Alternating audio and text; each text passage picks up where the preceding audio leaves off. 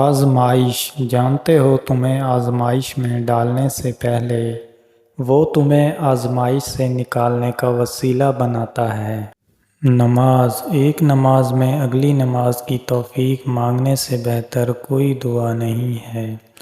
اے اللہ، جو چیز میرے مقدر میں نہیں ہے اس میں مجھے مبتلا نہ کر، اور جو چیز میرے مقدر میں ہے اسے میرے لیے بہتر اور آسان فرما۔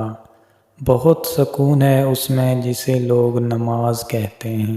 دعائیں، رب واقف ہے تمہارے دل کی تڑپ سے، وہ ضائع نہیں کرے گا دعائیں تمہاری، ذرا صبر کرو۔ امید جب اللہ سے جڑی ہو تو ٹوٹنے کا امکان نہیں ہوتا۔ ہاتھ کی لکیروں پہ نہیں بلکہ ہاتھ بنانے والا رب پہ یقین ہونا چاہیے۔ یا رب، بہت تھک چکا ہوں دنیا کے کھیل سے، یا رب اب تیرا کعبہ چھو کر رونے کو دل کرتا ہے۔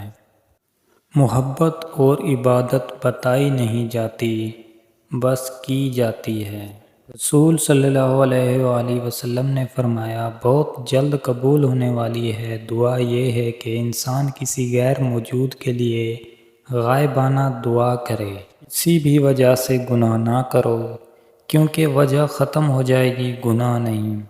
ہر نیکی کے لیے تکلیف اٹھا لیا کرو، کیونکہ تکلیف ختم ہو جائے گی، نیکی نہیں۔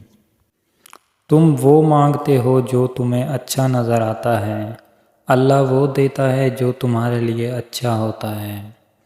اے خدا، مجھ کو تو عطا کر دے ایسی دولت میں جہاں بھی رہوں کردار سے خوشبو آئے۔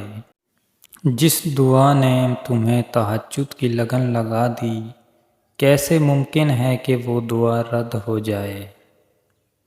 عطا کرنے کے طریقے مختلف ہو سکتے ہیں، لیکن میرا رب دعائیں رد نہیں کرتا۔ حضرت علی رضی اللہ تعالیٰ عنہ فرماتے ہیں، جو شخص اللہ تعالیٰ سے مدد چاہتا ہے اللہ تعالیٰ اس کی مدد ضرور فرماتا ہے۔